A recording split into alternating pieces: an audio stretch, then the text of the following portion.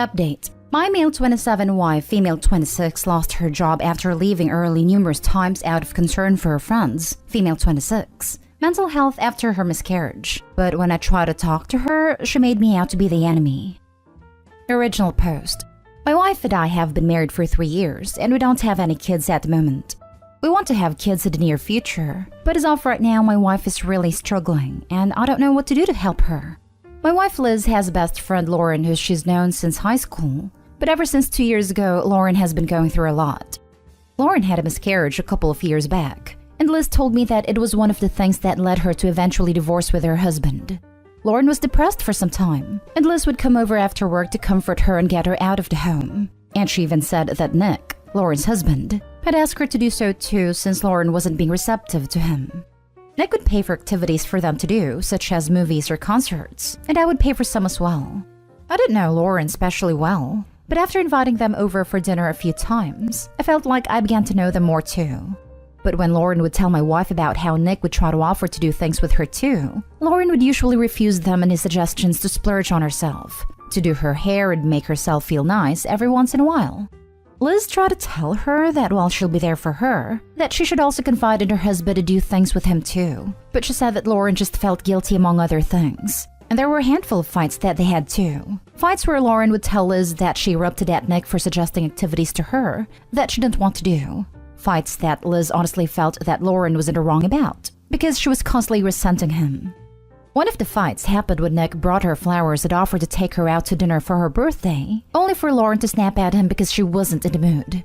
When Liz asked if he had already purchased the reservation before asking her, she said that he didn't and that he should have known she wasn't in the mood, and she refused to take the flowers too. The other fight they had was about a vacation week that Nick was planning to use, but when he asked if she wanted to go, she gave him an attitude about not wanting to. So when he said that he would use the PTO later in the year once she was feeling up to it, she got on him for not asking his friends instead. But when he said that he wanted to spend it with her, she just went off at him and told Liz about it too. Fast forward some time and Lauren and Nick are no longer together. Lauren's condition has worsened, and it's taken a toll on my wife, who has continued to spend time with her after work. I'm all for supporting her friend, but I believe that there's a point when you must also prioritize yourself. And in the beginning, my wife would be tired after going straight from work to Lauren's to comfort her, both during the miscarriage and after their divorce. But now, as Lauren has continued to struggle more than a year after the miscarriage, and refused Liz's suggestion to try therapy, once with her husband and even after the divorce, Lauren has begun to make concerning statements about feeling like she might end it, and other stuff like that. And we were recently having lunch with another couple we know where Lauren texted her something similar, and Liz couldn't enjoy herself. I totally understand that. And on that day, she expressed that she needed to leave to make sure that Lauren was alright. And this was towards the first few times that Lauren began saying that. However, while driving away, Liz called Lauren, who then said she didn't mean it. And Liz was somehow able to make her feel better on the phone to the point where it was unnecessary for her to come over anymore. So, while I was relieved, but not completely convinced that she was fine, I told Liz that maybe she should go over just to make sure. But Liz said it was fine, and I trusted her with that since she knows her better. However, I also told her that while Lauren is her friend, she can't let her weigh her down when she's enjoying herself. Like at lunch or other times we had plans and sacrificed them to be there for Lauren. And that if Lauren refuses to get help time and time again, there's only so much you can do, and you still have to live your life. And while she said that she agreed in the moment, it's gotten a lot worse the past few weeks at work, to the point where she lost her job, and I'll try to explain why. Ever since the day when Lauren said she might end it at lunch, my wife has stopped telling me about the specifics like she used to. And while I understand that she never had to include me in the complicated details between her and her friend, it started to affect her at work consistently, to the point where she's left work early to check on her over concerning messages that she no longer wants to show me. And I only found out about it because she was fired. She had a full-time job, but after she was fired after several warnings and nights where she'd come home and be distressed while not telling me why when I asked, she finally told me that she's been leaving early to visit Lauren, and finally showed me a bunch of similar messages to end it from the other day, and she's really been affected by Lauren's condition a lot. However, I told her that's not an excuse for the lack of communication, and I told her that over the past few weeks too, ever since she started to somewhat ghost me at home for apparently what I said after the lunch. She showed me messages that pretty much proved she was going over there, as well as many calls that happened in her car during work hours too.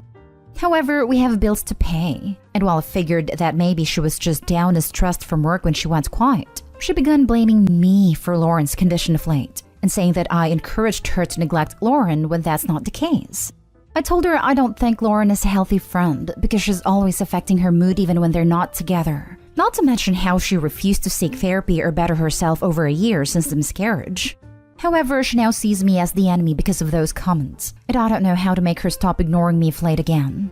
I felt scared to tell her not to see Lauren anymore after we left the luncheon, because of the possibility of cutting off Lauren's only support, and having her maybe do something like she said and having that on my conscience. But I'm starting to second-guess myself after everything that's happened, and I just want to ask what I should do from here since she's not talking to me, and thinks I'm not supportive of Lauren's condition, and I really feel like I'm losing her. From not eating dinner with me to not talking to me for long stretches, she sees me as the enemy and I don't know what to do. Top advice before reading the update. You need to be brutally honest with your wife. She is not helping Lauren. She is enabling her, and the way she is going about enabling her is wrecking her own mental health, has wrecked her job, and is on its way to wrecking your marriage. That what Lauren is going through sucks hardcore, but your wife is not helping by allowing this to continue. Tell her that if she doesn't believe you, then she should speak to a therapist herself to find out what is an acceptable level of help versus what is enabling someone to not deal with their own problems. Tell her that the next time Lauren sends a text threatening self-harm, she should immediately call emergency services in Lauren's area. Tell them she's made a threat to hurt herself, and that she'd like them to do a welfare check on her. Then she needs to tell Lauren that she will help emotionally support her while she starts therapy, but that therapy is a must for your wife to continue supporting her. If your wife won't draw a line, you may need to draw the line yourself, before your wife lets Lauren drown all of you. I completely agree with you. And when I told her that she can't let Lauren's text suck the life out of her when she's enjoying something like the luncheon, and quickly ruin her mood by demanding to leave, I was afraid to be more adamant about staying in case something did happen with Lauren, which would make my wife resent me for a long time. I regret that now. And while I did kinda say what I meant the same day, I should have been more adamant about it, and I was wrong to say it lightly. I recently told her that Lauren was also wrong in some of the ways that she began to neglect her husband, who was trying to comfort her too, along with how Liz isn't a replacement for Lauren's husband. I didn't want to come off as controlling, and I was afraid of something happening after putting my foot down too lightly after the luncheon. But I agree with setting the boundaries for going forward starting from now that you mentioned if she'll be open to hearing them. And if not and she continues to make me the enemy, then I'll take it from there. I've been in your wife's position before where I somehow became the only support for a friend who was very mentally unwell. It was making me miserable, but I was too focused on keeping her safe to see it. My partner kept telling me it wasn't healthy and I kept ignoring him because she needed me. For me, the realization came when I was very ill and couldn't get out of bed, and somehow still ended up on the phone with her social worker trying to assess whether she needed an ambulance/mental health crisis team while she was nonverbal and communicating with me solely in cat emojis. I realized that I was putting myself at risk for a relationship I got nothing out of, because she never supported me when I was also struggling. She sent me a message the next day apologizing, and I responded saying that I was unwell and had too much on my own plate to be the person she turned to for support right now. She immediately blocked me and everything, and we haven't spoken since. The point I'm trying to make is that in my experience, you telling your wife that this relationship is unhealthy and damaging her life is not going to get through to her, because it is so hard to get over the idea that you are the only thing standing between this person and death. It is so hard to let go of the belief, which is not true by the way, that if you set boundaries and they actually do it, even if you know the chances of that are tiny, you'll be responsible. Essentially, she's now putting you in the same position for her, as she is in with Lauren. She is going to drag you down with her unless you set your own boundaries for how much of this you will tolerate. Maybe therapy or divorce will be the thing that snaps her out of it. Maybe it won't. But you can't spend the rest of your life catering to Lauren when she refuses to help herself. I'll ask her about therapy again despite already trying once, only to be ignored. I offered going together or even alone for her, including encouraging her to suggest it to Lauren too. But after I said what I said about how Lauren has become too demanding, she's seen me as the enemy since, and has been unwilling to talk to me in my own home. Not to mention showing no plan to look for new jobs, or file for unemployment and expecting me to pay the bills after saying that I can't afford it while she recovers, which is just another bag of worms. I'll ask her again to see if she'll be willing to talk about therapy and where we go from here. But given her silent treatment, I'm not confident that she'll want to talk at all. And if she doesn't, I'm thinking that that might be her answer in being done with our relationship. And now for the update. A lot of people said that the proper word that describes her relation to Lauren is codependent, and I honestly agree. Some suggested that I leave for a few days to take a break and think about what I'm getting out of the relationship post Lauren's miscarriage that sparked a dramatic behavior change in my wife. However, the suggestion that I decided to follow was talking to her once more and telling her where I stand and seeing where we both stand on the matter. So that conversation is why I'm updating. I echoed what someone said about how Liz could be enabling Lauren from wanting to seek therapy when she knows that she can call her at any time. And I also told her that lying by leaving early was wrong too. I also told her that we needed to discuss her next job, but she said that she'll get it when she wants to because it's my fault that she had to sneak around in the first place. And she also disclosed something new.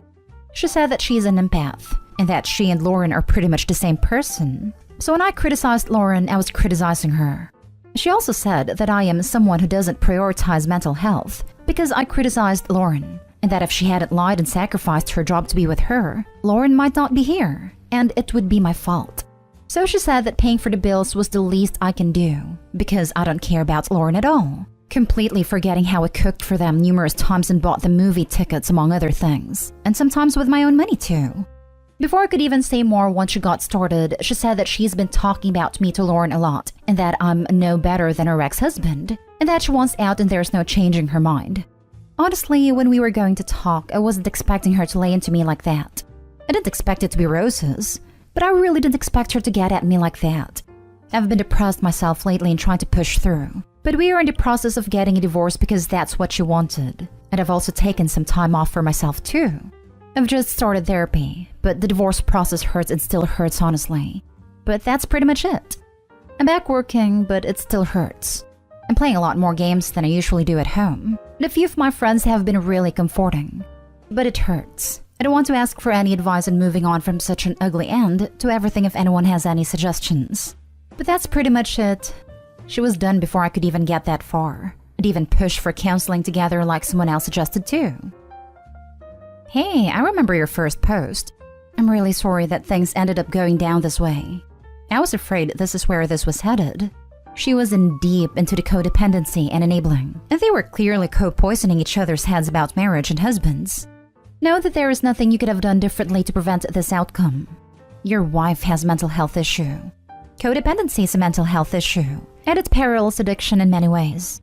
Your wife's mental health issues led her to choose an emotionally unhealthy relationship where she felt needed, over a healthy one where she didn't.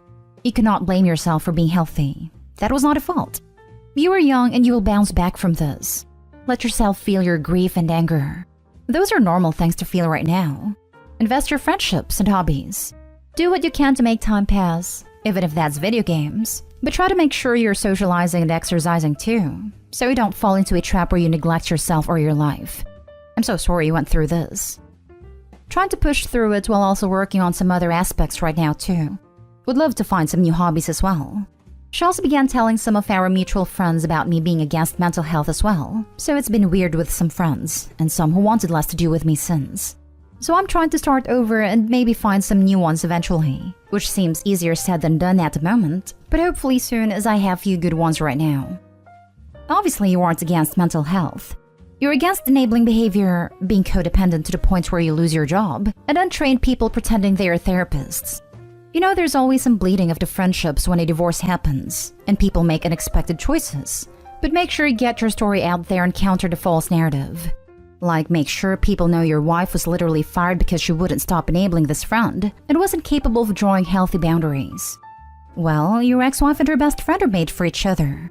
If it's any comfort, those two are not going to lead happy lives. They were friends long before we started dating going back to high school, so perhaps there was no coming between them at all. She knew Lauren before she met me too. I've told a few friends my side, and some have stayed with me. It's just insane how fast everything changed. Your marriage was lost when she uttered, before it was us, it was them.